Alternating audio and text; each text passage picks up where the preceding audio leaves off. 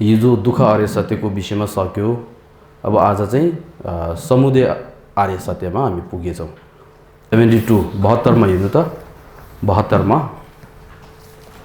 यो समुदय सत्य हो, समुदयलाई त्याग्नुपर्छ भनेर भगवान बुद्धले भन्नुभएछ नि त। यो समुदय सत्य हो भन्दाखेरि कर्म र क्लेश त्यो चाहिँ समुदय सत्य हो। त्यस्तो समुदय सत्यलाई त्याग्नुपर्छ। समुदय सत्य भन्दाखेरि कर्म र क्लेशद्वारा सम्पूर्ण समस्त दुःख उदय भएको कारणले कर्म र क्लेशलाई समुदय सत्य भन्यो। बुझ्नुभयो है? समुदय भने समस्त उदय के समस्त दुःखहरू अनि कर्म र क्लेशद्वारा उत्पन्न उदय भएको कारणले समुदय सत्य भनेको। उहाँ दुईले नाम यसरी राखेको त। अब यहाँ हेर्नु 72 को बीचमा रहेछ है 2 नम्बर लेखेको समुदय सत्य भनेर। समुदय सत्य अर्थात् उक्त 3 प्रकारका सबै फलरूपी दुःखहरू। उक्त 3 प्रकारका सबै फलरूपी दुःखहरू भन्दाखेरि 3 प्रकारको दुःख के हो? 3 प्रकारको दुःख के हो? दुःख दुःखता विपरिणाम दुःख संस्कार दुःख हो। यो हो त। यहाँ लेख्नुपर्छ उक्त 3 प्रकारका सबै फलरूपी दुःखहरू भन्दाखेरि 3 प्रकारको दुःख के हो लेख्नुपर्छ। सबै फलरूपी दुःखहरू उत्पन्न हुने मुहान वा एक उत्पत्ति हेतु उदय हुने उत्पत्ति हुनेलाई बनिन्छ भनेको। अब समुदय सत्य भने कस्तोले भन्दो रहेछ?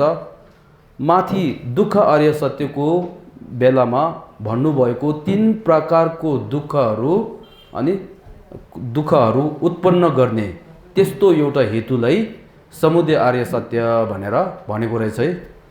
यो चाहिँ यो त्यो हो समुदय सत्य भन्ने त्यसको अर्थ। त्यसपछि समुदय सत्य भन्नाले कर्म समुदय र क्लेश समुदय गरी 2 प्रकारका हुन्छन् भनेर। समुदय सत्यलाई कति प्रकारको छ भन्दाखेरि समग्र रूपले भन्दाखेरि 2 प्रकार। 1 नम्बर लेख्नु कर्म समुदय भनेर 1 नम्बर लेख्नु।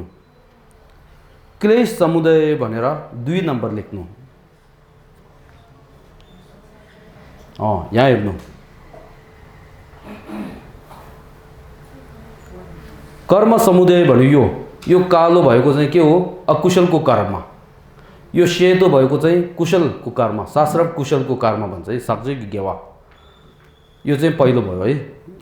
कर्म समुदय भन्ने एउटा भयो। दोस्रो चाहिँ के रहेछ? क्लेश समुदय भन्यो यो त्रिविक्ष रिस राग मोह त्यो 3लाई क्लेश समुदय भन्छ। 2 नम्बर लेख्नु है 2 नम्बर किताबमा। क्लेश समुदय गरी 2 प्रकारका हुन्छन् रे।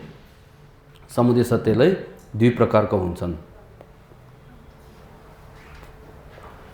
यहाँ हेर्नु त। 3 प्रकारका सबै फलरूपी दुःखहरू उत्पन्न हेतुलाई भनिन्छ समुदय सत्य भन्दाखेरि। त्यसलाई कति प्रकारको छ भन्दाखेरि भेद कति छ? 2 क्लेश समुदय सत्य र कर्म समुदय सत्य। बुझ्यो है?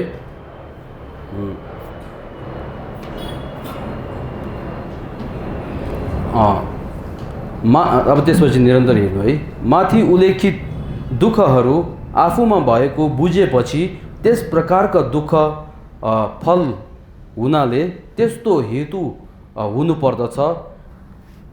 अब आफूले जुन हिजो हामीले दुःख आर्य सत्यको विषयमा दुःखको विषयमा राम्ररीसँग पढ्यो भने त्यो दुःख चाहिँ कहाँबाट आएको रहेछ भनेर त्यसको स्रोत हामीले खोज्दा त्यसको स्रोत खोज्दाखेरि त्यसको हेतु हुनुपर्छ भनेको। त्यो हेतु नभए बिउ नभए फल उत्पन्न हुँदैन। त्यही जस्तो गरेर दुःख भने चाहिँ बिउद्वारा उत्पन्न भएको हो भने दुःख फल हुनाले त्यसको हेतु हुनुपर्दछ।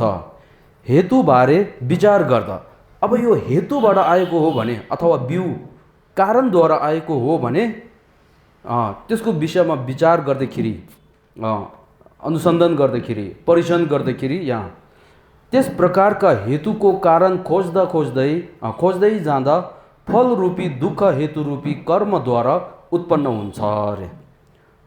अब यहाँ हेर्नु यो जुन दुःख हामीले भोगिरहेको यो जुन संसारमा 6 लोक छ त्यहाँ भोगिरहेको दुःखहरू कहाँबाट आएको रहेछ भनेर यसरी खोज्दाखेरि यो दुईमा पुग्छ अरे। यो कारणमा कर्म कर्म शास्त्र अनि कुशल कर्म र अकुशलको कर्म भने त्यो दुईमा पुग्छ अरे त्यसको बिउ चाहिँ।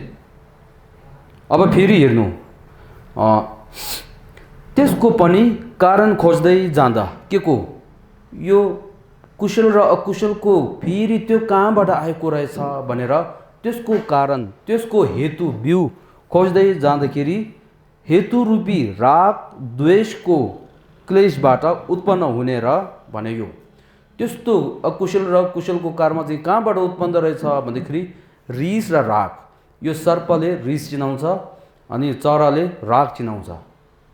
द्वेष अथवा सर्पले द्वेष अथवा रिस र द्वेष जे भने त्यो हो राग, त्यो दुईबाट आएको रहेछ भनेर चिनाउँछ अरे।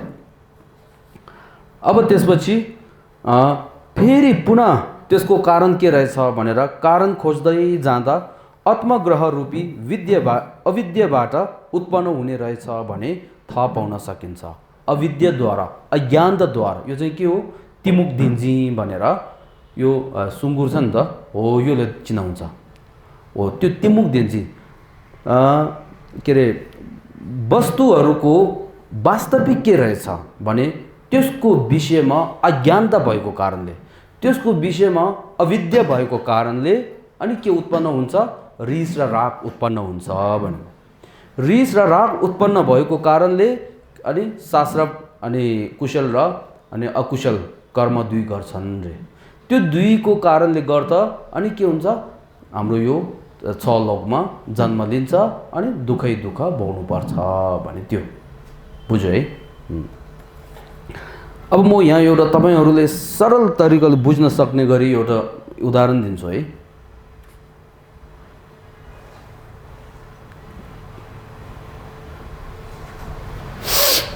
अब यहाँ हेर्नु हामी फल किन्न जान्छौँ हैन। हामी फल किन्न जाँदाखेरि त्यो फल बेच्ने व्यापारीलाई हामीले सोध्छ यो अब यहाँ के रहेछ सन्तरा हो कि के हो सुन्तला सन्तरा है। यो सुन्तला चाहिँ मिठो छ कि छैन भनेर हामी प्रश्न गर्छौँ कहिले गर्छ नि। त्यो गर्ने बेलामा व्यापारीले के भन्छ ओहो मेरो यो फल सुन्तला सबै मिठो छ, एक रुखबाट टिपेको हो, सबै एक रुखकै हो, सबै मिठो छ, नपतायो भने एउटा चाखेर खानु भनेर उसले एउटा खोलेर दिन्छ है। यो दिएपछि हामी के गर्छ ओहो चाख्छ हामीले, खाइसकेपछि ओहो यो त मिठो रहेछ भनेर तुरुन्तै त्यो गर्छ। अनि त्यसपछि के गर्छ हामीले यहाँ हेर है अविद्या आउँछ यहाँ, खाइसकेपछि ओहो यो मिठो रहेछ भन्छ। अनि यहाँ सोचिनु मैले चाखेको मिठो छ, उहाँले भन्यो मिठो छ भन्यो भनेर त्यो दुई कारणद्वारा अनि उसले के गर्छ ओहो सत्य नै पक्का नै यो सबै मिठो होला भनेर सोच उत्पन्न हुन्छ कि हुँदैन। यो के भयो अविद्या ज्ञान त्यहाँ के भयो त्यहाँ झुकिसक्यो। वास्तवमा उहाँले भनेको र आफूले चाखेको त्यो दुई मात्रले यो सबै मिठो हुन सक्छ कि सक्दैन नि त। तर पनि त्यो मान्छेले त्यो किन्ने मान्छेले यसरी सोद्धाखेरि ओहो सत्य नै सबै मिठो होला भनेर सोचद्वारा अझ मेरो घरमा अनि के अरे भोजनमा साथीहरू बोलाएको छ ल अब म 1 2 3 4 5 किलो किनेर जान्छु उनीहरूले खुवाउँछु भनेर मन खुसी भएर किनेर जान्छ घरमा जान्छ है। फेरि घरमा पुग्दाखेरि खानाहरू सबै भोजनहरू सबै भइसकेपछि अनि के चढाउँछ आज मैले एउटा मिठो सुन्तला लिएको छ ल तपाईँहरू खानु भनेर सबैले बाँड्न सुरु गर्छ। अब त्यो बाँड्दाखेरि त्यो भित्र मिठो भन्दा अमिलो धेरै छ भने के हुन्छ। अब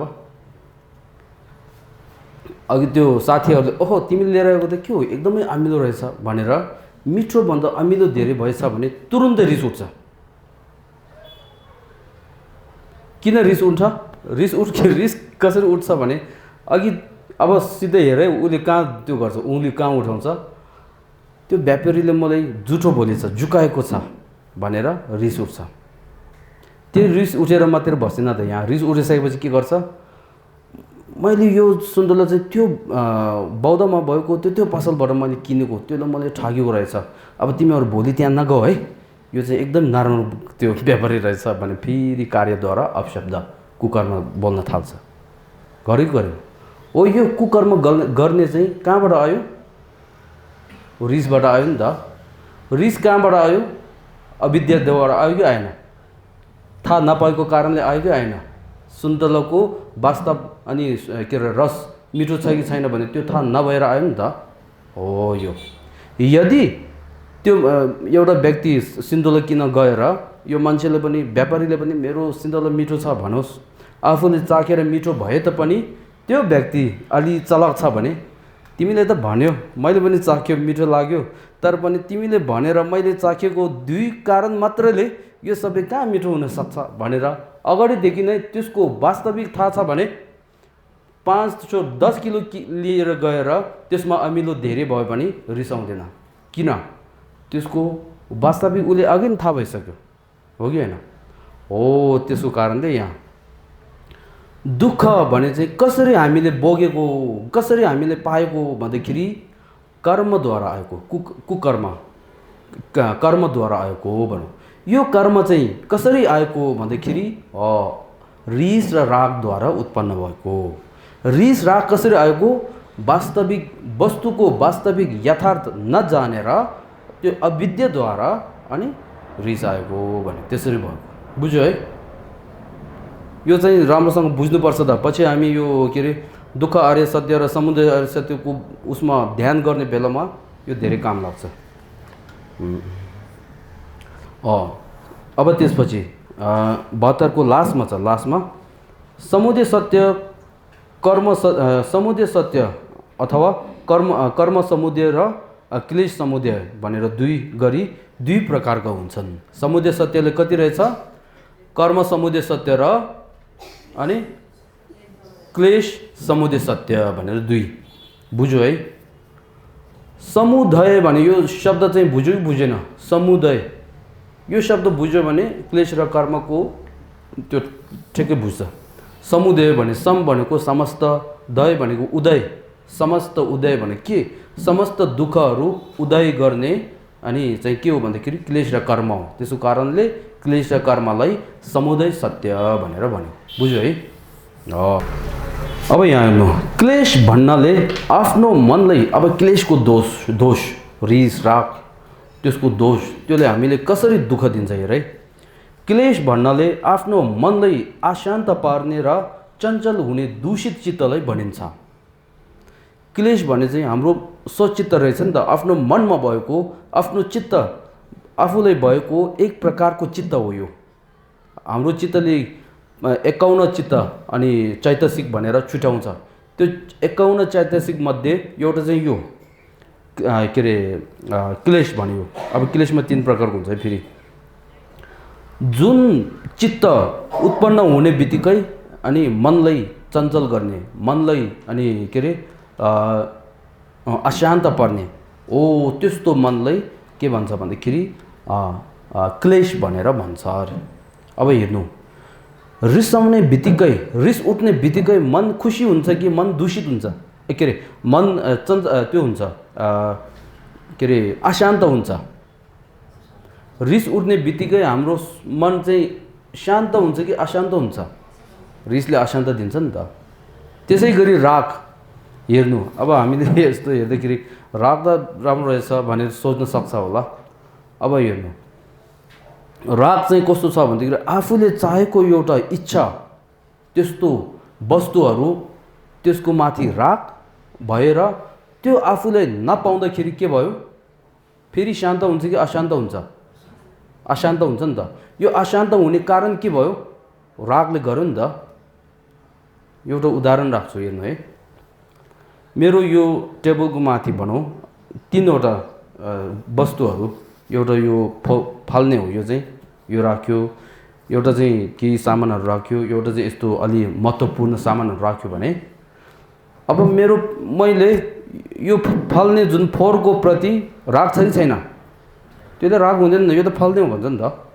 अब अर्को एउटा सामान छ भने त्यसमा अलि राग हुने, त्योभन्दा झन् अमूल्य त्यस्तो के अरे चिज त्यस्तो एउटा छ भने त्यो माथि धेरै राग हुन्छ नि त।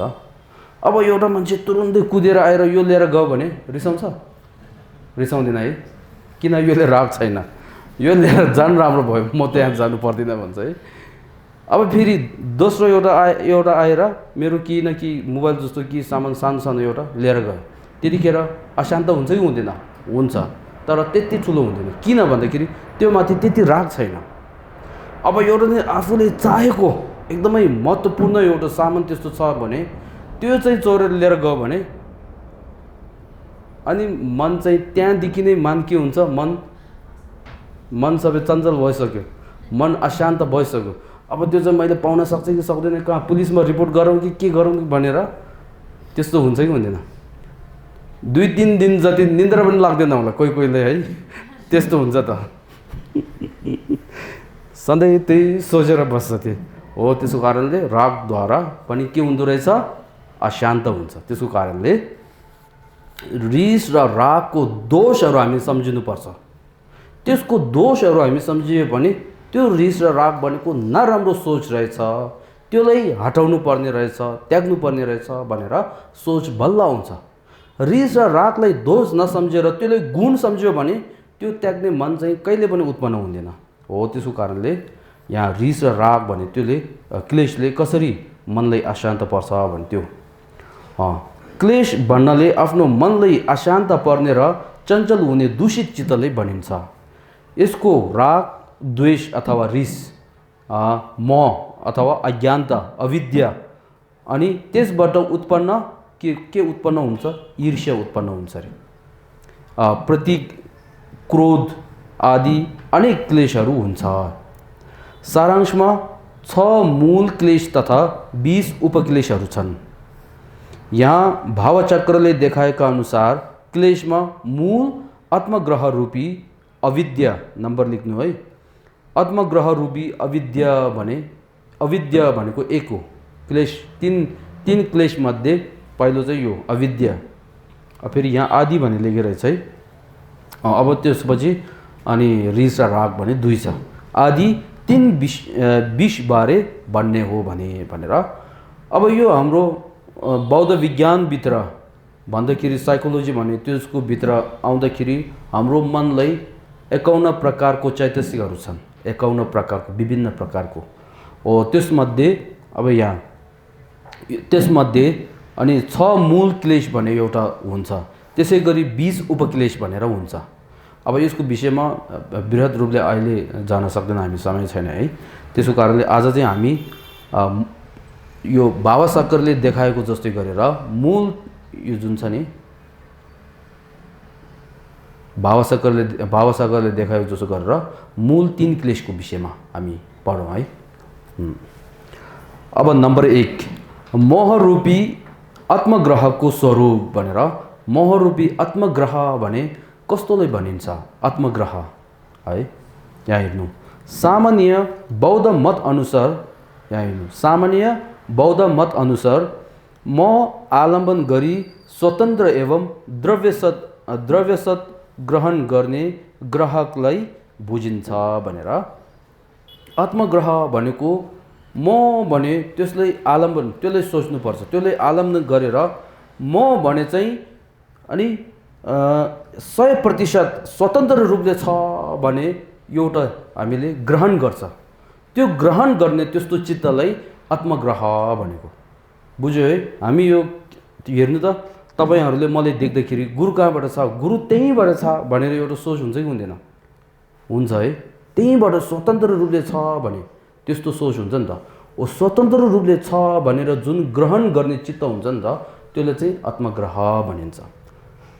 यथार्थमा के हो भन्दाखेरि, वास्तवमा के हो भन्दाखेरि सम्पूर्ण वस्तुहरू स्वतन्त्र रूपले छैन। हेर्नु है, स्वतन्त्र रूपले छैन।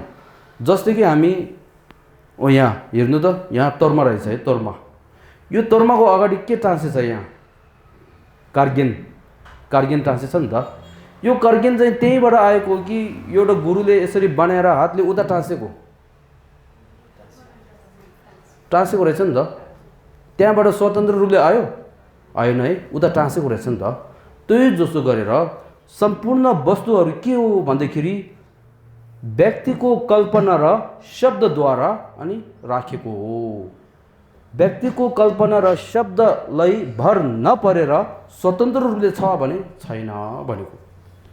यहाँ उदाहरण एउटा राख्यो भने हामी धेरै यहाँ आमाहरू छन् त आफूलाई सानो नानी जन्मिँदाखेरि तुरुन्तै त्यसको नाम हामीले तिन्जिन अनि टासी भनेर भन्छ कि भन्दैन?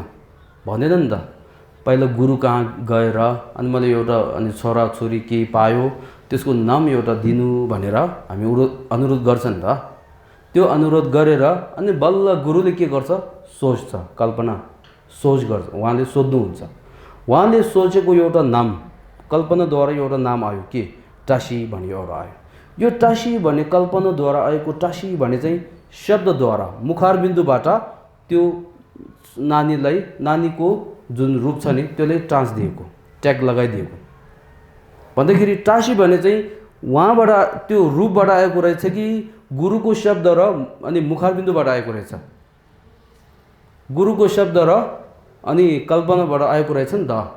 त्यसले भर नपरेर स्वतन्त्र रूपले टासी भने छ कि छैन? छैन रहेछ नि त।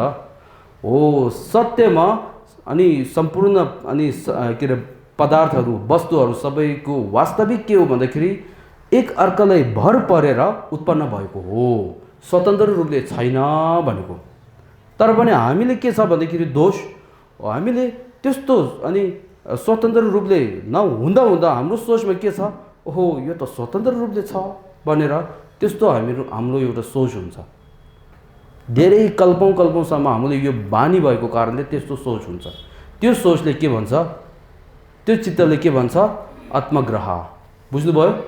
त्रिवृक्षको मध्ये आत्मग्रह।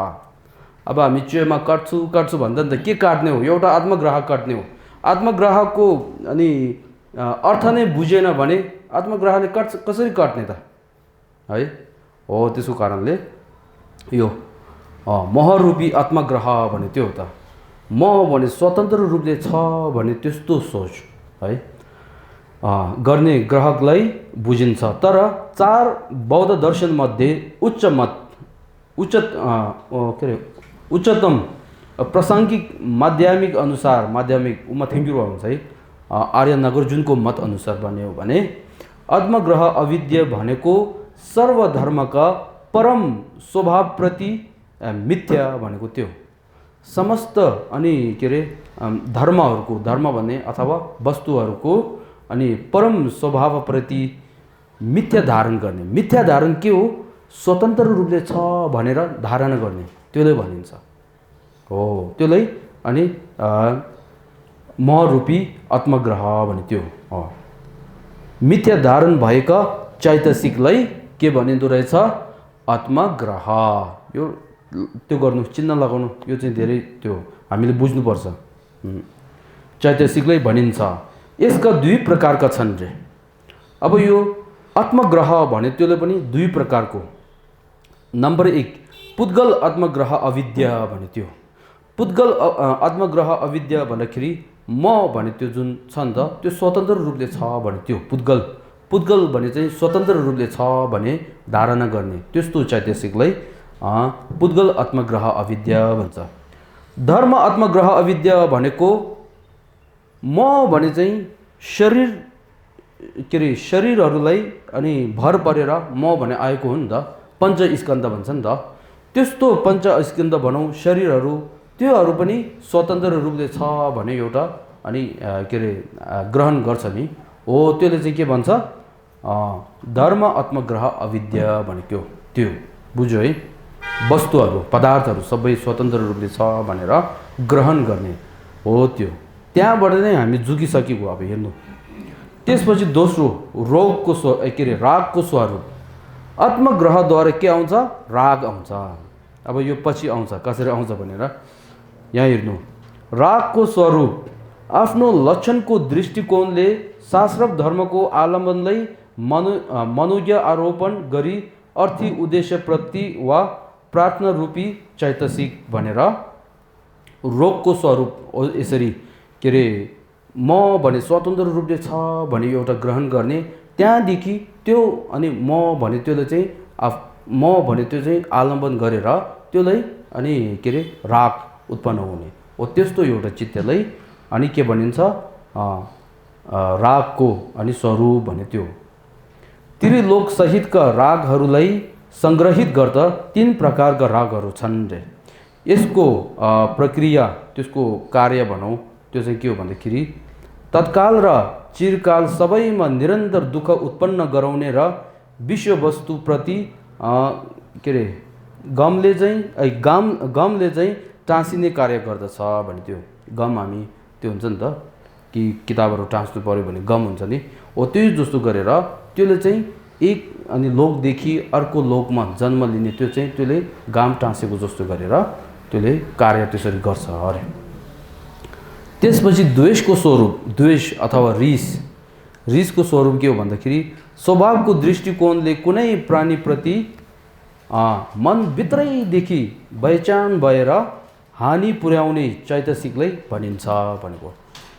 मनभित्रदेखि अरूलाई हानि पुर्याउने अरूलाई अनि के अरे नोक्सान दिने त्यस्तो एउटा अनि सोचलाई चैतसिकले के भन्छ द्वेष भन्छ। बुझ्नुभयो द्वेष। यसको प्रक्रिया चित्त बैचैन भई कठोर बनाउने कार्य गर्दछन् भनेर त्यसले के कार्य गर्छ भन्दाखेरि मनलाई एकदमै कठोर अथवा रिस एकदमै ठुलो त्यो अब हानौँ भने त्यस्तो एउटा रिस उठ्ने हुन्छ नि त हो त्यो चाहिँ त्यहाँबाट उत्पन्न हुन्छ भने त्यसको क्रिया चाहिँ यो हो भन्यो। अब यहाँसम्म चाहिँ के भयो भन्दाखेरि के अरे क्लेशमा 3 प्रकारका क्लेश 6 मूल अनि क्लेश अनि 20 अनि के अरे उपक्लेश भनेर छन् त हो त्यो त्यसमध्ये 3 अनि मूल क्लेश अथवा रिस राग अनि म भने अविद्या भने त्यो 3 को विषयमा गयो। अब त्यहाँदेखि 20 उपक्लेश भन्यो यो चाहिँ हामी अहिले त्यो छैन समय छैन म छोड्छु है।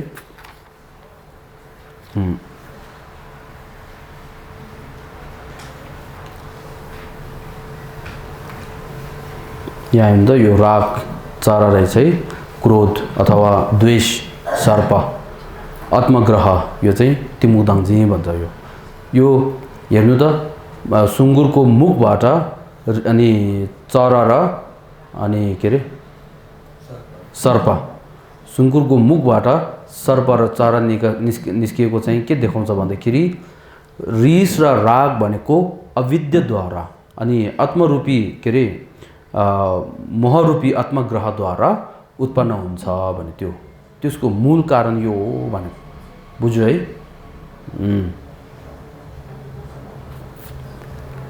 अब यो चाहिँ 6 मूल क्लेशहरू हो राग क्रोध मान अविद्या क्लेश रूपी दृष्टि विचिकित्सा क्लेश भनेर 6। त्यसै गरी अनि 20 उपक्लेश योहरू सबै यो भित्रै छ हुन त।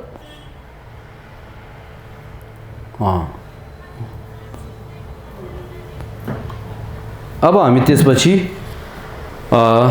अघि हामी समुदय सत्य समस्त दुःखहरू उदय गर्ने अनि त्यो सत्यलाई कति छ भन्यो 2 छ भन्यो नि त कर्म समुदय सत्य र क्लेश समुदय सत्य 2 छ भन्यो नि।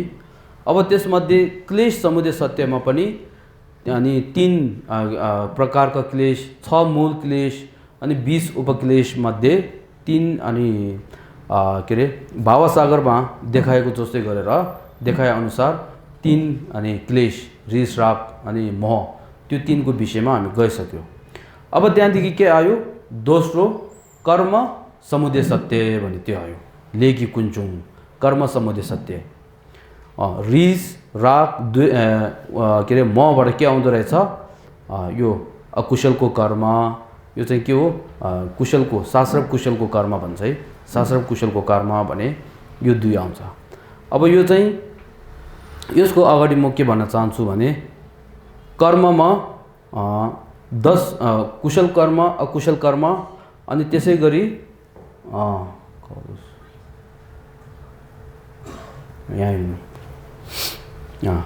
कर्मको सामान्य व्याख्या भने एउटा आउँछ कर्मको सामान्य एउटा कर्मको विशेष गरेर अनि अकुशल कर्म कुशल कर्म भनेर 10 अकुशल अनि 10 कुशल कर्म भनेर आउँछ। त्यसमा पहिलो यो कर्मको सामान्य व्याख्या भने त्यसमा 4वटा हुन्छ यो चाहिँ हामी सुन्नु है राम्रोसँग। निश्चित कर्म भनेको ले ङेबा भन्छ। ले ङेबा भन्दाखेरि यदि आफूले राम्रो कर्म गर्यो भने त्यसको फलमा राम्रो अनि फल प्राप्त हुने निश्चय हो भनेको। यदि नराम्रो कार्य गर्यो भने त्यसको फलमा नराम्रो फल अनि दुःख पाउने निश्चय हो भनेको। बुझ्यो है? राम्रो कर्म गर्यो भने नराम्रो फल आउँछ, नराम्रो कर्म गर्यो भने राम्रो फल आउँछ भने त्यो होइन भनेको। राम्रो कार्य गर्यो भने, कुशलको कार्य गर्यो भने त्यसको फलमा राम्रो सुख निश्चित हो, नराम्रो कार्य गर्यो भने त्यसको फलमा दुःख निश्चित हो भनेको ले ङेबा भनिन्छ। बुझ्यो है?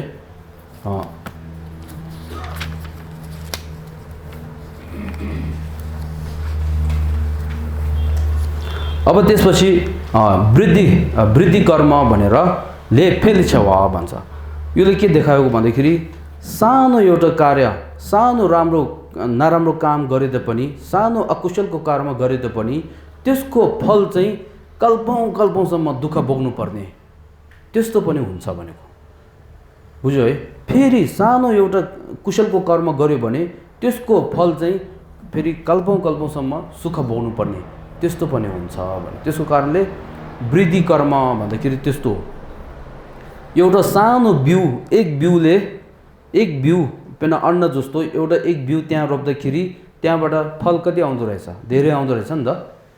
एउटा बिउले धेरै फल प्राप्त सक्ने रहेछ नि त। त्यही जस्तो गरेर एउटा सानो कर्म, नराम्रोको कर्म, अकुशल कर्मद्वारा अनि फल अनि दुःख भोग्नु पर्ने पनि त्यस्तो हुन्छ भनेको। अब एउटा उदाहरण राख्यो भने पहिला एउटा व्यक्तिले एउटा अनि के अरे अरहत त्यस्तोलाई अनि तिमी त बाँदर जस्तो रहेछ, अनुहार हेर्दाखेरि बाँदर जस्तो छ भनेर यसरी भन्यो। शब्द त सानो एउटा रहेछ नि त, बाँदर जस्तो रहेछ। तर पनि त्यो कर्मले गर्दाखेरि त्यो व्यक्ति चाहिँ पछि बाँदरको अनि उसमा जन्म 500 अनि जन्म उहाँ चाहिँ बाँदरकै त्यसमा जातमा जन्म लिएर बस्यो अरे। हो त्यस्तो। त्यसको कारणले योले के देखाउँछ भन्दाखेरि हामीले सानो कर्म हो भनेर त्यसलाई हेप्ने हुँदैन भनेको। यो त केही हुँदैन भनेर हामीले गर्छ नि त। कहिले के गर्छ, त्यस्तो गरेर त पाप लाग्छ भन्दाखेरि केही हुँदैन, यो त सानो हो भनेर हामी फेरि गर्छ नि त। हो तिनीहरू पनि गर्नु हुँदैन भने यहाँले योले चाहिँ यो देखाएको है।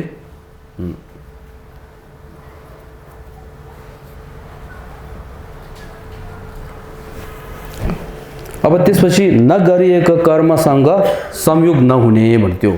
यदि आफूले राम्रो कर्म एउटा गरे छैन भने त्यसको फल पनि पाउँदैन, यदि अकुशलको कर्म गरे छैन भने त्यसको फल पनि भोग्नु पर्दैन भनेको है।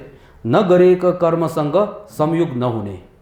यसमा एउटा उदाहरण राख्छु। कोही हामी न्युजमा देख्छ नि त, यस्तो बस अनि के अरे दुर्घटना भएको छ त्यहाँ, अनि एक व्यक्ति मात्रै बचेको छ, बाँकी सबै अनि मृत्यु भएछ भने त्यस्तो हामी समाचारमा देख्छ कि देख्दैन? समाचारमा देख्न सक्छ नि त हामी, देखिन्छ है। हो त्यति बेलामा के हो, त्यो व्यक्ति नमरेको चाहिँ उसले एउटा त्यस बेलामा उसले मर्ने मृत्यु हुने त्यस्तो के कर्म गरे छैन होला, त्यसको कारणले त्यो कर्म नगरेको कारणले त्यसमा मृत्यु नहुने भएको। बुझ्यो है? म एउटा उदाहरण राख्छु यहाँ। पहिला एउटा मान्छे, यो सत्य घटना हो त फेरि, एउटा मान्छे मुस्ताङ थाहा छ हाम्रो मुस्ताङबाट उहाँ चाहिँ पोखरा आउने रहेछ विमानबाट, उडान के अरे प्लेनबाट। अनि उहाँ चाहिँ धेरै त्यो रक्सी खाने रहेछ है। त्यसको कारणले रक्सीमा जानमा धेरै राग भएको कारणले उता एउटा पसलमा गएर, मुस्ताङमा पसलमा गएर रक्सी खाएर त्यो बिर्से रहेछ। त्यो उडानमा जाने पनि बिर्से रहेछ। ऊ बिर्से मतलब ऊ त्यो खाएर पछि लेट भएको रहेछ कि। अनि त्यो हुँदाखेरि अब उडान त उडिसक्यो होइन, तर पनि केही देरपछि समाचार आयो अरे त्यो अहिले उडेको त्यो के अरे प्लेन चाहिँ कहाँ त्यो खसेर दुर्घटना भयो, त्यहाँ भएको सबै मृत्यु भयो भनेर यसरी दुर्घटना समाचार आयो अरे।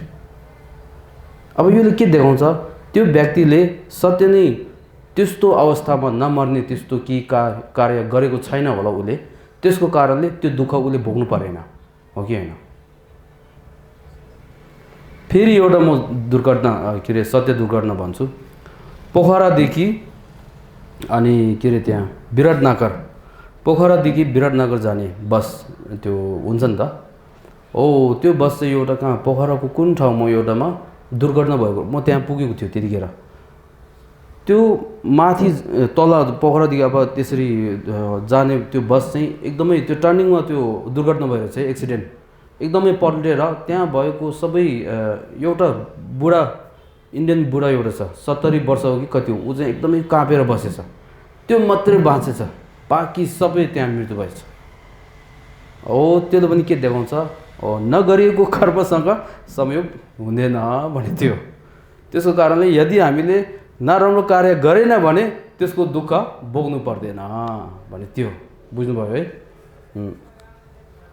अब यहाँ हेर्नु, गरिएको कर्मको फल क्षय के अरे नहुने भन्थ्यो।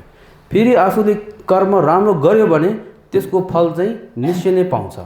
त्यो कुहेको जस्तो, हराएको जस्तो, आगोले जलेको जस्तो, हावाले उडेको जस्तो गरेर हराउँदैन भनेको, त्यो चाहिँ निश्चय नै पाउँछ।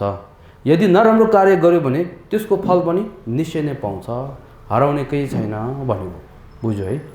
त्यो त्यसको कारणले अब यहाँ हेर्नु, हामीले यो कर्मको विषयमा, कर्मफलको विषयमा हामीले अध्ययन राम्रोसँग गरेर सोच्यो भने कहिले कहिले हामीलाई त्यस्तो अनि के अरे समस्याहरू हुने बेलामा, दुःखदको बेलामा के हुन्छ भन्दाखेरि, यदि कर्मफलको पढाइ राम्रो गर्यो, त्यसको चिन्तन राम्रो, मनन राम्रो गरेको छ भने त्यो बेलामा मन एकदमै अशान्त हुने त्यस्तो हुँदैन। अब मैले यस्तो पायो, त्यो पक्का नै मेरो पूर्वजन्मको कि नराम्रो कार्य गर्दाखेरि यसरी मैले भोग्नु परेको त्यस्तो होला भनेर मन अशान्त हुँदैन, चञ्चल हुँदैन, अनि के अरे दुःख हुँदैन, बुझ्यो है।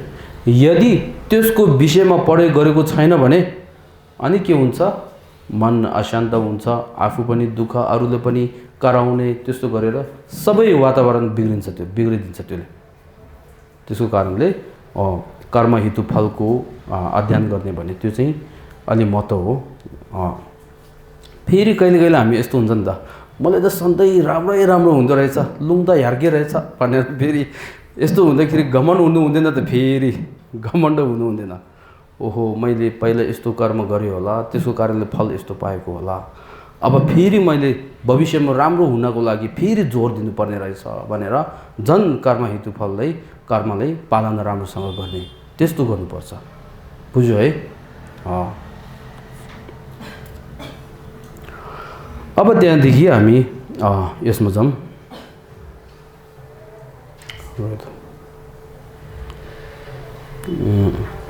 अब यहाँ हेर्नु,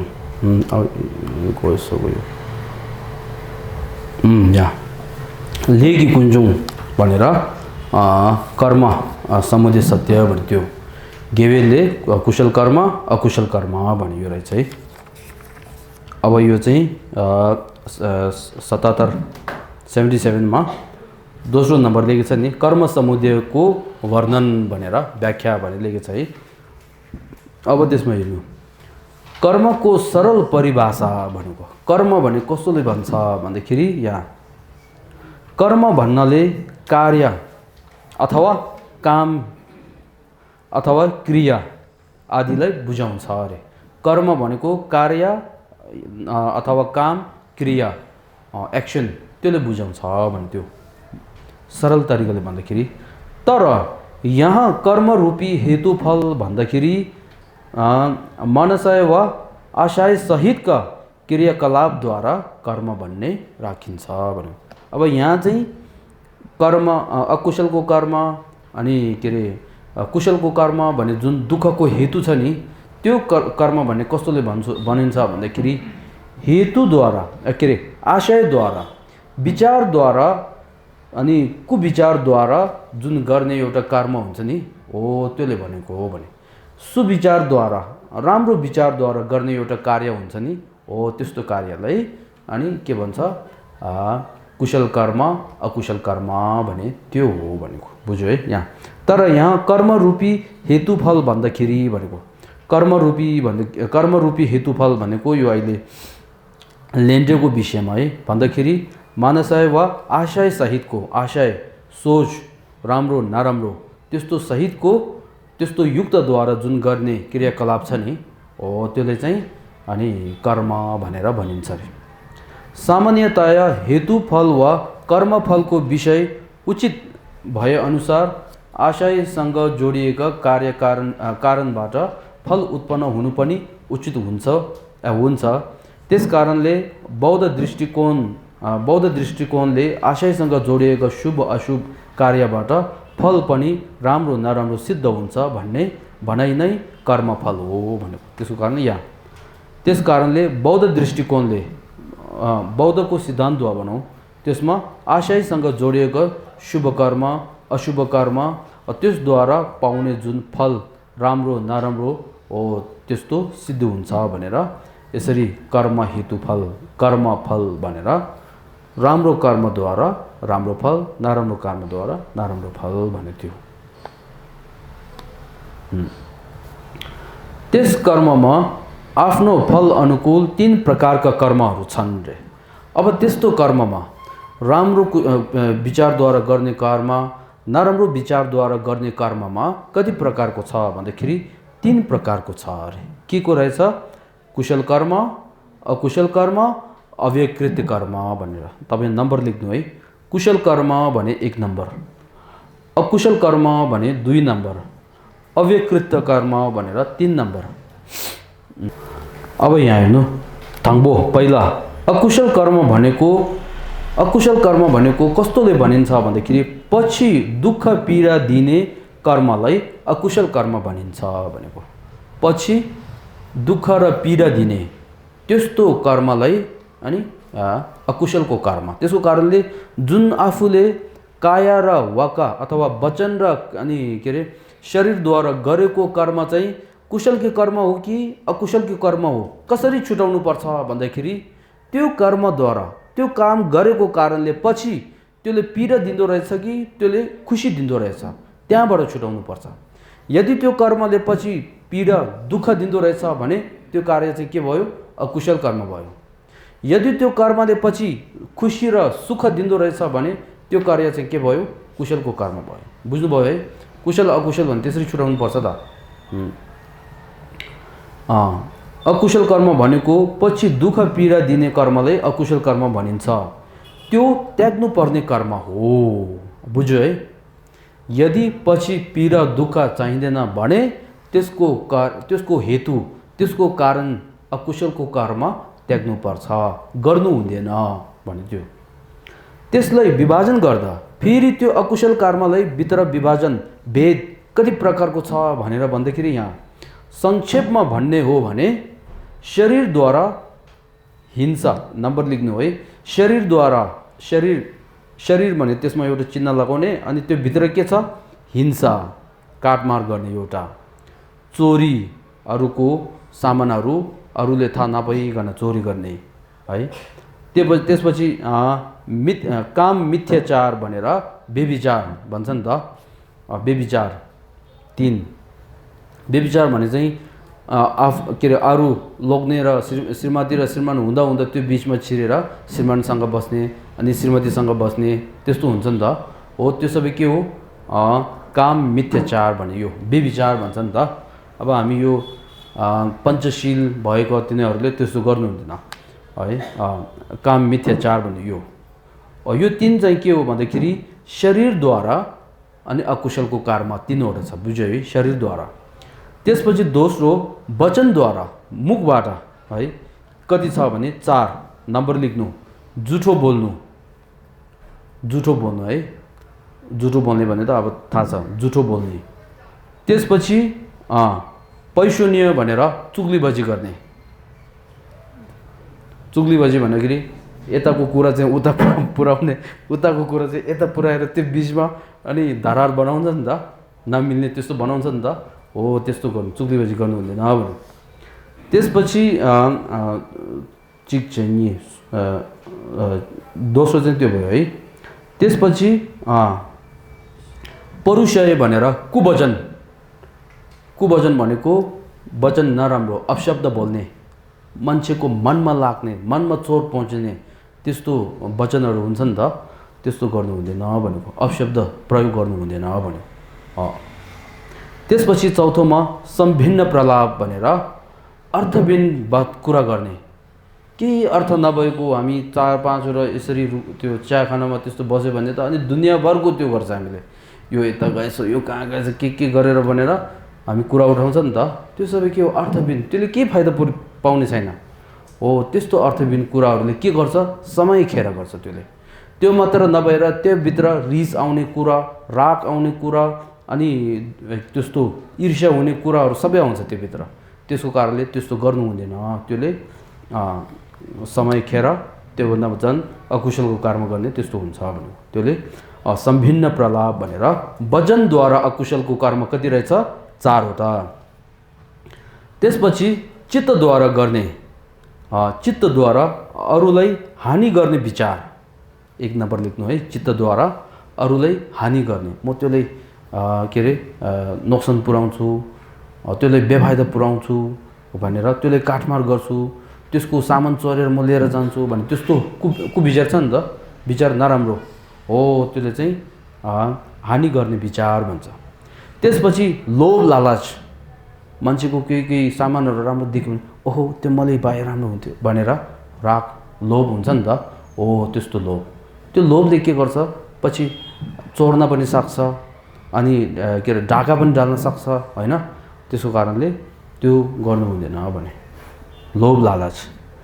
त्यसपछि अन्तिममा मिथ्या दृष्टि, यो चाहिँ सबभन्दा नराम्रो। अब यो मिथ्या दृष्टि भनेको कर्म हेतु फल भन्ने छैन, कुशल कर्म गर्यो भने राम्रो हुँदैन, अकुशलको कर्म गर्यो भने काटमार गर्यो भने यो जुनीमा पनि फाइदा धेरै पाउँछ, ढाका गर्यो भने पैसा धेरै कमाउन सक्छ भने त्यस्तो, अनि तिरिरत्न भने छैन, अनि के अरे पूर्वजन्म पुनर्जन्म भने त्यस्तो केही छैन, जे होस् यही जन्म हो, यही जन्ममा पैसा कमाउने त्यो छ भने अब झुटो बोल्ने, ढाका गर्ने यो अगाडि गयो नि त, त्यो सबै यो यदि मिथ्या दृष्टि छ भने यो अगाडिको सबै गर्छ। अब त्यसको कारणले यो मिथ्या दृष्टि चाहिँ हाम्रो मनमा आउन दिनु हुँदैन। कर्म हेतु फल भन्ने छैन, लेखगुन्डे छैन, केवाङसी पूर्वजन्म पुनर्जन्म भने त्यस्तो केही छैन, तिरिरत्न भने छैन, बुद्ध भने छैन भनेर त्यस्तो सोच चाहिँ आफ्नो मनमा पनि उत्पन्न हुन दिनु हुँदैन, र आफ्नो सन्तानहरूले पनि त्यस्तो उत्पन्न हुन दिनु हुँदैन। त्यस्तो एकचोटि आयो भने अनि यो अगाडिको अकुशल कर्म सबै गरेर जान्छ। त्यसको कारणले यो धेरै हामीले ध्यान दिनुपर्ने एउटा रहेछ है, मिथ्या दृष्टि भने यो गरी 10 अकुशलको कर्महरू छन् भनेर। अकुशलको कर्ममा 10वटा रहेछ नि त, यो सङ्ग्रहित गर्दाखेरि कार्यद्वारा 3, वचनद्वारा 4, चित्तद्वारा 3 भनेर कुल मिल्दाखेरि कति 10वटा रहेछ। बुझ्यो है, हुन्छ अरे।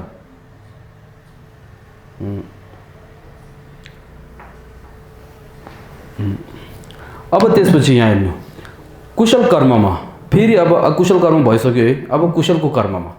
कुशल कर्म भनेको, अब कुशल कर्मको परिभाषा के हो भन्दाखेरि कुशल कर्म भनेको राम्रो फल वा सुख उत्पन्न गराउने कर्मलाई भनिन्छ।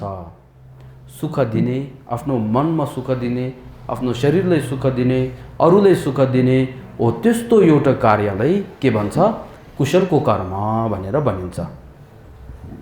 अब यहाँ हेर्नु, त्यो असल कर्म भएकोले उपादेय अथवा अभ्यासको विषय भनेको है, उपादेय हेय उपादेय भन्छ नि त।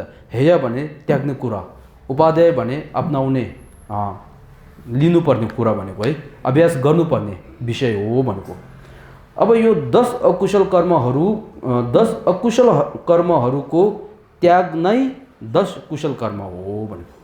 10 कुशल कर्म भने के रहेछ, अघि माथि गएको 10 अकुशल कर्मलाई त्याग्यो भने त्यो त्यागेको नै के रहेछ, 10 कुशलको कर्म हो। जस्तै कि हत्या हिंसा त्याग्यो भने के भयो, कुशलको कर्म भयो। झुटो बोल्ने त्याग्यो भने के भयो, कुशलको कर्म भयो। काम मिथ्याचार त्याग्यो भने के भयो, अनि कुशलको कर्म भयो। बुझ्यो है, हो त्यो। अब त्यसमा चाहिँ फेरि महत्त्व चाहिँ के हो भन्दाखेरि 10औं चाहिँ के हो, मिथ्या दृष्टि त्याग्ने चाहिँ हो।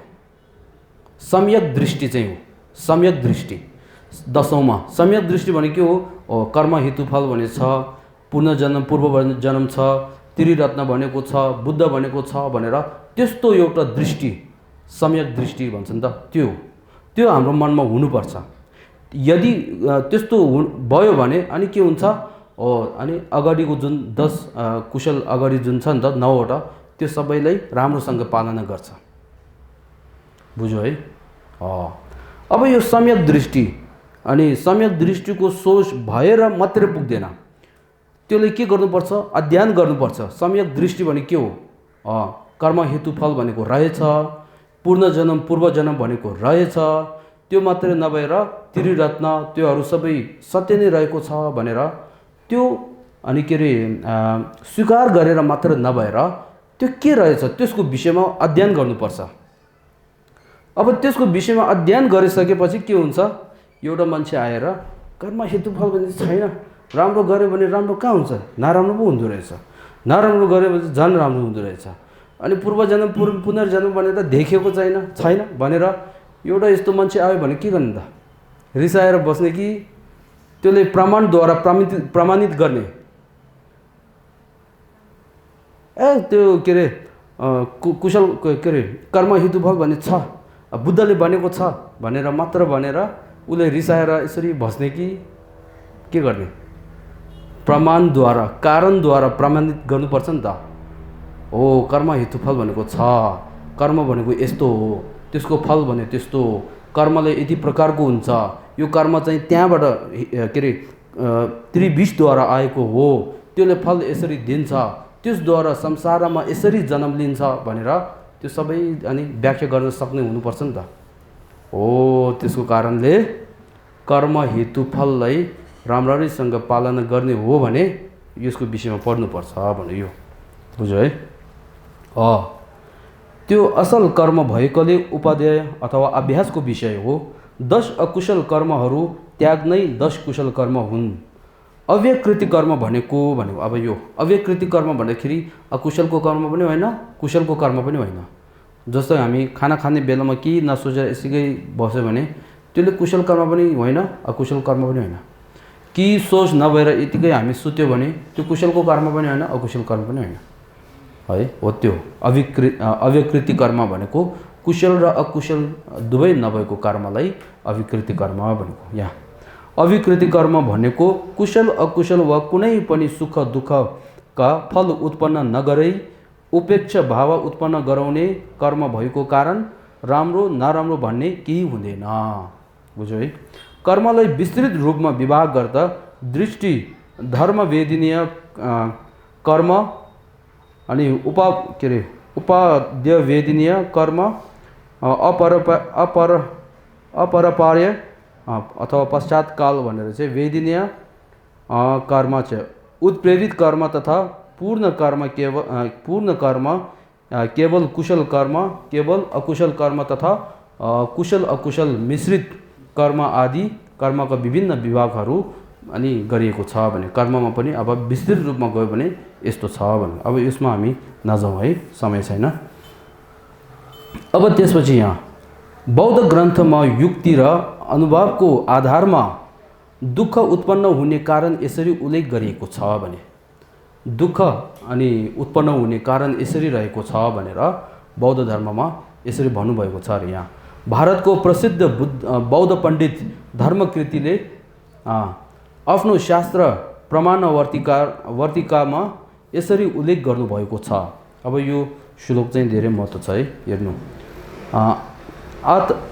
आत्मनि सति प्रसंज्ञ स्वपार विभागत परिग्रह द्वेषो अनयो अनि के रहेछ सम्प्रतिबद्ध सर्वो दोषहम प्रजयन्ती भनेर त्यो रहेछ है।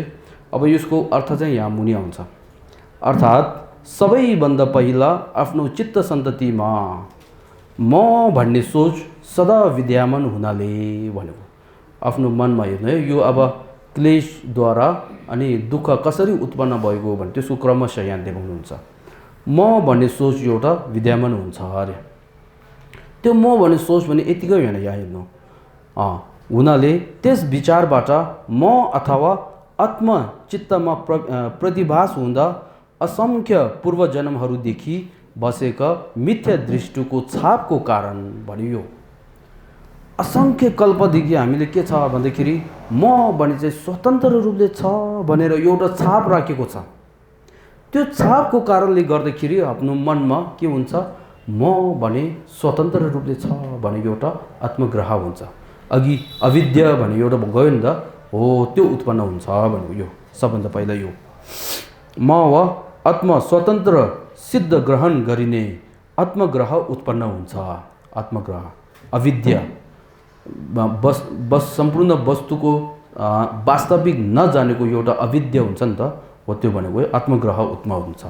अब दोस्रो हेर्नु नम्बर 2, त्यस आत्मग्रहबाट यहाँ हेर्नु है राम्रोसँग, आत्मग्रहबाट के हुन्छ भन्दाखेरि म एक्लो सिङ्गो वा आदिकालदेखि नै एउटा स्थापित व्यक्तित्वको रूपमा प्रतिभास भएर त्यस किसिमको मलाई फाइदा गर्नेलाई आफन्त पक्ष भनेर आफ्नो पक्ष भने एउटा पक्ष राग आयो। त्यो म भने स्वतन्त्र रूपले छ, त्यस्तो मलाई राम्रो गर्ने, हेरचाह गर्ने, सुख दिने मेरो भनेर त्यसले राग हुन्छ र आफ्नो पक्षमा लिएर आउँछ भने यो दोस्रो राग आयो है। अब त्यसपछि तेस्रो मलाई हानि गर्नेलाई अरूको पक्ष भनी अरूको पक्ष। अब मलाई म भने मेरो शरीर म त्यसलाई नराम्रो गर्ने, जुठो के अरे ठग्ने, त्यस्तो हानि गर्नेलाई अनि अरू भनेर मेरो के अरे शत्रु भनेर त्यस्तो अर्को पक्षमा राख्ने, त्यसले के भयो, रिस आयो नि त। हेर्नु आफ्नो पक्ष र अरूको पक्ष गरी 2 वर्गमा विभाजन गर्दछौँ रे। सबभन्दा पहिला म स्वतन्त्र रूपले छ भनेर धारणा गर्छ रे, त्यहाँदेखि मलाई राम्रो गर्ने भनेर मेरो भनेर रागद्वारा आफन्तको पक्ष एउटा भयो, त्यहाँदेखि मलाई नराम्रो गर्ने भनेर फेरि अरूको पक्ष एउटा भयो, त्यसले रिस के अरे अविद्या राग रिस आयो है, उत्पन्न भयो है। अब त्यहाँदेखि हेर्नु पक्ष भने 2 भागमा के अरे गर्दछौँ रे। त्यसरी आफू र अरूको पक्ष भन्ने 2 भागमा छुटाए पश्चात अब के हुन्छ, कार्य सुरु हुन्छ हेर है। आफ्नो पक्षले आफूलाई फाइदा पुर्याएको कारण मेरो आफन्त अथवा मेरो साथी भने त्यसप्रति राग उत्पन्न हुन्छ। अब अरूको पक्षले मलाई हानि पुर्याएको कारण मेरो शत्रु हुन् भने त्यसप्रति द्वेषको भावना अथवा रिस उठाउँछ रे, रिस उठ्छ रे, रिस उत्पन्न हुन्छ। त्यसरी राग र द्वेषको विचार उत्पन्न भई 10 अकुशल कर्म या अनेक पाप कर्महरू सञ्चय गर्दछन्। अब यहाँ हेर्नु त कति यो राम्रोसँग क्रमशः त्यो हेतु कर्म त्यो कसरी आउँदो रहेछ भनेर राम्रोसँग लेखेको छ नि त, यहाँ बताउनु भएछ नि त। आफ्नो पक्ष भनेर त्यसमाथि राग हुन्छ, अर्को मलाई हानि शत्रु भनेर त्यो माथि रिस उठाउँछ रे। त्यो रिस उठाएर त्यसको कारणले के हुन्छ, अकुशलको कर्म गर्न थाल्छ। अब मलाई अनि के अरे राम्रो नगर्ने मेरो शत्रु भने त्यसले चाहिँ हानि पुर्याउने सोचद्वारा अकुशलको कर्म सञ्चय गर्छ, हो कि होइन। पाप कर्महरू गर्छन् रे, पाप कर्म सञ्चय गर्छन्। ती अकुशल कर्म सञ्चय गरेको कारणले के गर्छ, त्यसबाट अनेक दुःखका फलहरू उत्पन्न हुन्छ। हेर्नु है, यसको विषयमा यदि हामीले समय दिएर राम्ररी सोच विचार गर्यौँ भने यस सम्बन्धमा छर्लङ्ग हुन सक्ने हुँदा गम्भीरतापूर्वक विश्लेषण गर्नु महत्त्वपूर्ण हुन्छ अरे।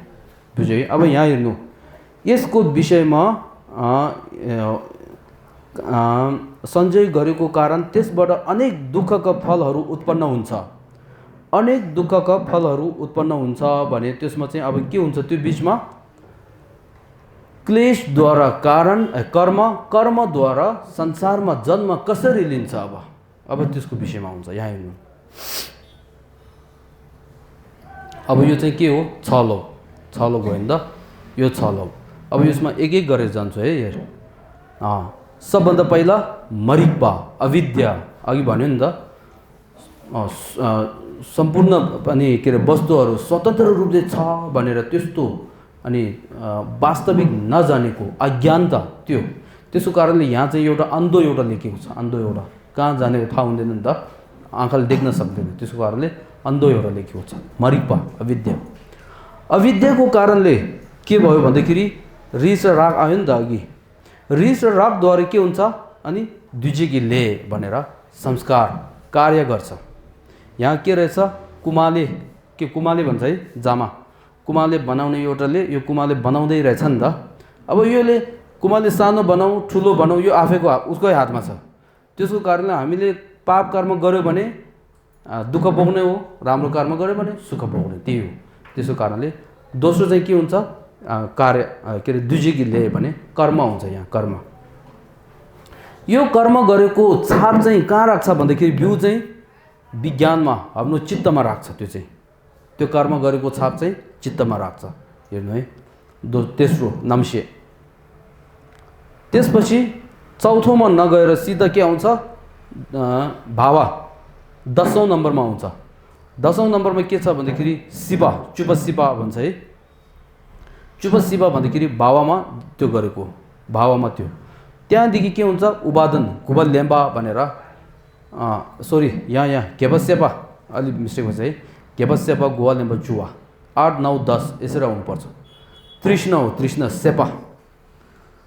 जति हामी राग ठुलो हुन्छ त्यति हामी त्यो कार्य गर्नको लागि त्यो हुन्छ नि त, एकदमै उचित के हुन्छ नि त हो। त्यो जस्तो गरेर जुन तेस्रो नम्बरमा दोस्रो नम्बरले गरेको कुकर्महरू कार्यहरू गरेको छाप चाहिँ अनि चित्तमाथि राखेपछि अनि त्यो चित्त त्यो बिउले चाहिँ के गर्छ भन्दाखेरि सेपा र सिपा, तृष्ण र अनि लेम्पा, उपादान दुईले, त्यो दुई चाहिँ के जस्तो हो भन्दाखेरि मल जस्तो। मल हामी एउटा अनि खेतमा अन्न उम्रिँदाखेरि एउटा बिउ रोप्छ नि त पहिला। त्यो बिउ रोपिसकेपछि के गर्छ? मल पानी अनि के अरे मल त्योहरू सबै हालेर त्यो अन्न राम्रो उत्पन्न हुनको लागि सहयोग गर्छ नि त। त्यो जस्तो गरेर त्योद्वारा अनि भावसागरमा जन्म लिनको लागि तृष्ण र उपादान दुईले अनि मल जस्तो गर्छ त्यसले। हेर त, एउटा बाँदरले त्यो टिपिरहेको छ नि त। यसले चाहिँ एउटा जान खाएकोले के हुन्छ? राग धेरै त्यो हुन्छ, उत्पन्न हुन्छ, त्यो चिनाएको। त्यहाँदेखि के हुन्छ? चुप शिवा भनेर भावसागरमा त्यो अनि के अरे पहिलो जुनी त्यो मरेर फर्तोमा आएर फर्तोदेखि 12 आमा अनि त्यो मिलन भएको आमाको गर्भमा अनि त्यो जाने, त्यो हुन्छ शिवा। शिवा भने त्यो। त्यसपछि चुकचिक केवा भनेर जन्म, अनि 9 महिनापछि के हुन्छ? बाहिर जन्म लिन्छ हामी आमाको कोखबाट, हो कि होइन? त्यस्तो। एकछिन है, यहाँबाट तलबाट माथि जाने। चुप शिवा भनेर आमाको गर्भमा अनि त्यो के अरे पसिसकेपछि अनि बिस्तारै बिस्तारै के हुन्छ? आयातना भने त्यो हुन्छ। अब भित्रको सेपहरू है, त्यहाँदेखि नाम रूप भन्ने हुन्छ, त्यहाँदेखि चुकचिक केवा भनेर भित्र सबै त्यो बच्चा त्यो सबै भइसकेपछि अनि बिस्तारै बाहिर हामी निस्किन्छ है। चुकचिक केवा, केवा गिङ्गु होला मिङसुक, मिङसुक गिङ्गु होला केचे हो। त्यसरी गरेर यहाँ भयो है। यसरी घेपस्यपा गुवा लेम्बा चुवा शिवा। अब यो चुकचिक केवा त्यसरी रहेछ है।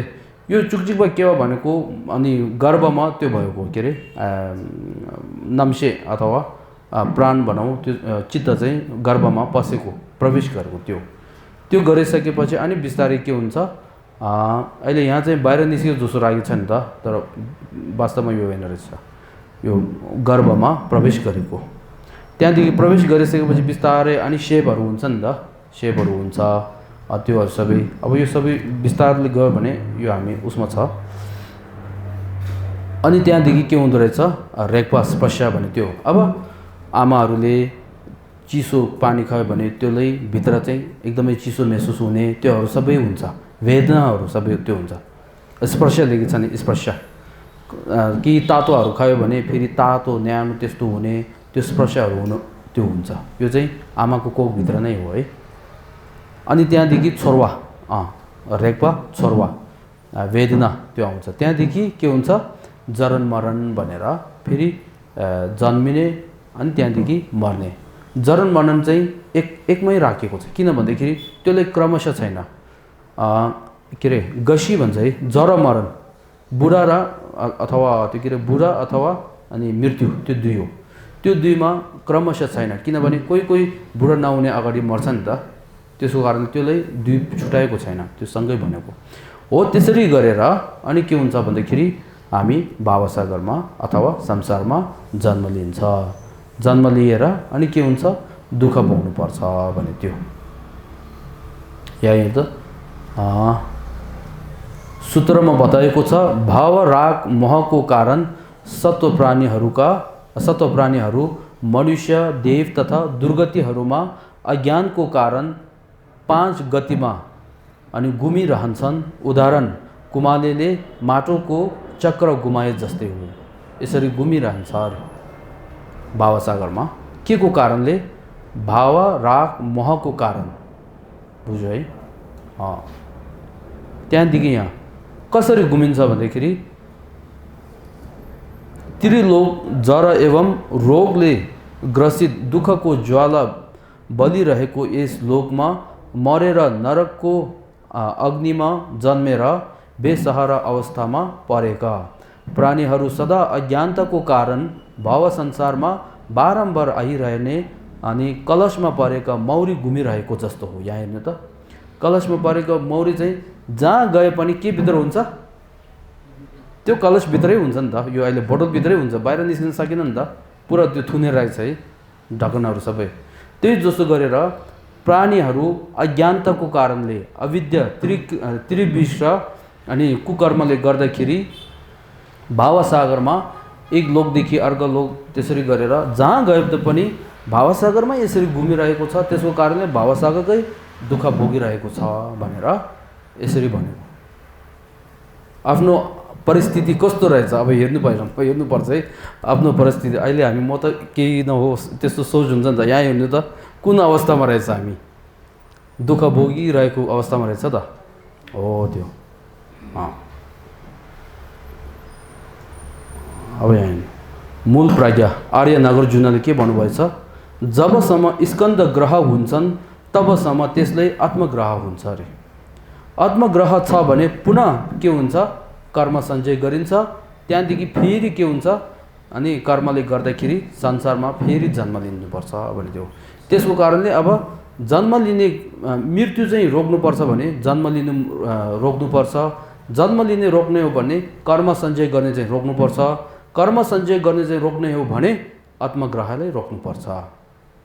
आत्मग्रह जबसम्म रोक्दैन तबसम्म हामी अनि के अरे भावसागरबाट यहाँबाट बाहिर निस्किएर यहाँ पुग्न सक्दैन। बुझ्यो है? हो त्यो। त्यसको कारणले अब यहाँसम्म चाहिँ के गयो भन्दाखेरि दुःख आय सत्य। यदि दुःख चाहिँदैन भने दुःखको हेतु के रहेछ, दुःखको कारण के रहेछ त्यो खोजेर दुःखको कारण चाहिँ भगवान बुद्धले अनि क्लेश र कर्म हो भनेको। क्लेश र कर्मद्वारा अनि के भयो त अनि के अरे भावसागरमा जन्म लिएर दुःख भोग्नु पर्ने रहेछ भने त्यो। अब अघि हामी यहाँ यो अन्तिमको जुन यो छ नि त 79 को त्यो चाहिँ यो चाहिँ राम्रोसँग हामी विचार गर्नुपर्छ त। यो चाहिँ यो 79 मा अर्थात् सबैभन्दा पहिला आफ्नो चित्त सन्ततिमा भने त्यो छ नि त हो। त्यो यसरी सोच्नुपर्छ। हेर्नु त योलाई भावना गर्ने बेलामा सबभन्दा पहिला आफ्नो मनमा भएका आत्मरूपीको कारण के अरे आत्मग्रहको कारणले गर्दाखेरि अविद्याको कारणले गर्दाखेरि मेरो मनमा रिस र राग जागेको रहेछ। रिस र राग उत्पन्न भएको रहेछ। रिस र राग उत्पन्न भएको कारणले अनि कर्म अनि उत्पन्न कुकर्महरू मैले अनि के अरे गरेको रहेछ। कुकर्म गरेको कारणले त्यो अनुकूल फल अनि भावसागरमा जन्म लिएर त्यो पनि जुन 12 अङ्कद्वारा जन्म लिएर अनि जन्म लिएको रहेछ। त्यो जन्म लिएको कारणले अनि संस्कार दुःख, दुःखता अनि विपरिणाम दुःख भने चाहिँ मैले भोग्नुपर्ने कारण त्यो रहेछ भनेर यसरी सोच्नुपर्छ। माथिदेखि तल आउने, फेरि तलदेखि माथि जानुपर्छ। मैले अहिले दुःखता पनि भोगिरहेको छु, दुःख पाइरहेको छ। एक दुःख सक्यो भने फेरि एउटा दुःख आउँदो रहेछ, यो दुःख सक्यो भने फेरि दुःख एउटा आउँदो रहेछ भनेर दुःख यति भोगिरहेको छ। त्यो मात्रै नभएर फेरि विपरिणाम दुःख पनि भोगिरहेको छ। त्यो मात्र नभएर अनि संस्कार दुःख पनि भोगिरहेको छ भनेर आफ्नो माथि त्यो 3 दुःख चाहिँ सोच्नुपर्छ। त्यो सोचेर त्यस्तो संस्कार दुःख चाहिँ कहाँबाट आएको रहेछ भन्दाखेरि त्यसको कारण चाहिँ अनि कर्म हेतुफल अथवा कर्म क्लेश कुकर्मद्वारा, अकुशलको कर्मद्वारा यसरी अनि दुःख पाएको रहेछ भनेर यसरी सोच्नुपर्छ। त्यो अकुशलको कर्म के हो त? 10 अकुशलको कर्म, कार्यद्वारा 3, वचनद्वारा 4, चित्तद्वारा 3 त्यो रहेछ। त्यस्तो वचनद्वारा 4, चित्तद्वारा 3 अनि कार्यद्वारा 3 त्यस्तो अकुशलको कर्म गरेर मैले यो भोगेको रहेछ।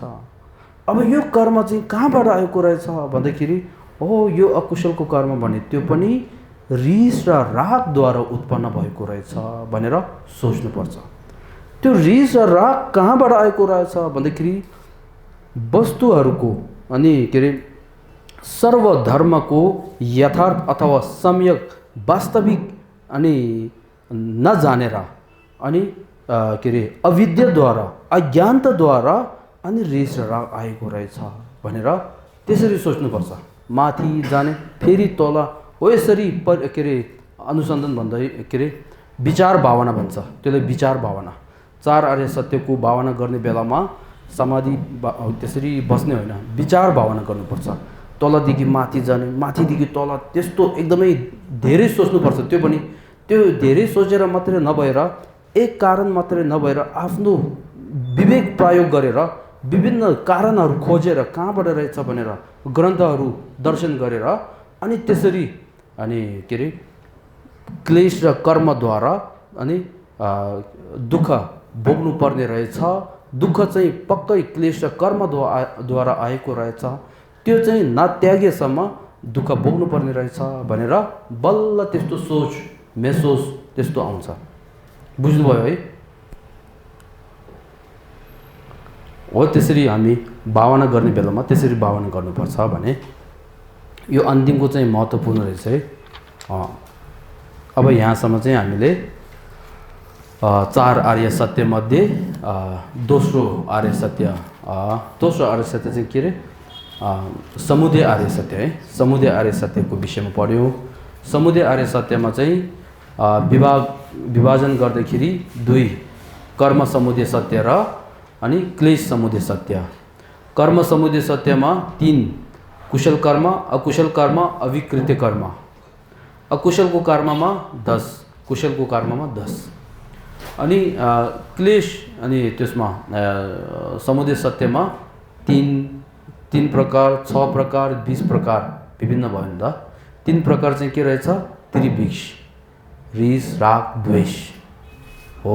त्यसरी पढेर यो मनमा आउन सक्यो भने अनि किताब छोडेर यसरी अनि बिहान पाखा त्यस्तो आवाज बाहिर शोरसार नहुँदाखेरि अनि एक्लै बस्ने चाहिँ यसरी बस्ने, तर भित्र चाहिँ एकदमै विचार गर्नुपर्छ त। फेरि यसरी बसेर सुतेर बस्यो भने हुँदैन त। फेरि सुतेर बस्यो भने हुँदैन। त्यसको कारणले यदि त्यो सबै पढ्यो भने अनि विचार गर्ने एउटा पाउँछ नि त। अब यो केही नै पढेन भने के विचार गर्ने? अनि खालि यसरी बसेर भएन नि त। त्यसको कारणले यो यसरी भावना गर्नुपर्छ। दर्शकबिन अहिलेसम्म यस च्यानललाई सब्सक्राइब गर्नु भएको छैन भने एकपटक अवश्य सब्सक्राइब गरिदिनु होला र कस्तो लाग्छ प्रतिक्रिया दिनु भने नभुल्नु होला। दर्शकबिन अहिलेसम्म यस च्यानललाई सब्सक्राइब गर्नु भएको छैन भने एकपटक अवश्य सब्सक्राइब गरिदिनु होला र कस्तो लाग्छ प्रतिक्रिया दिनु भने नभुल्नु होला।